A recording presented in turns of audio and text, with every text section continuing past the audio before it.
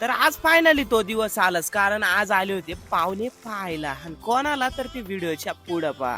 तर आज आहे ना, स्वप्न सरूची सकाळ जरा वेगळीच झाली होती. बंधू सकाळीच कामाला लागली होती आणि आपली आजीबाई बी सकाळीच आवरून बसली होती. आणि मग खुश आहे का तू? मग ते झाल्यावर काही वेळाने पाहुणे मंडळींच्या गाड्या अंगणात यायला सुरुवात झाली. सगळे पाहुणे मंडळी आले होते आणि पाणी द्यायची जबाबदारी आपल्यावर. आणि मायापेक्षा जास्त खुश कोण होतं माहिती का? माया मागचा म्हणजे आपले मोठे बंधू. कारण बंधूंचं पहिलं आहे, तुम्ही माया माग लागू नका बरं सगळे. मग इकडे पोहे आणि चहा बनवायचं काम चालू मस्त पैकी.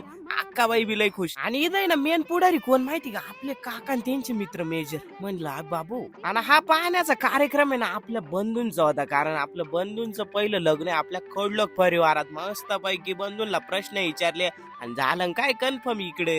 मस्त पैकी अक्काबाई एकदम खुश, कारण आता सगळ्यांचे एका मागे एक नंबर आहे. मग ते सगळं झाल्यानंतर पाहुणे मंडळींना कुठं नेलं असं, आपली जिथपर्यंत नजर जाती तिथपर्यंत आपली शेती. सगळ्या पाहुणे मंडळींना एक फेरफाटका मारून आणला.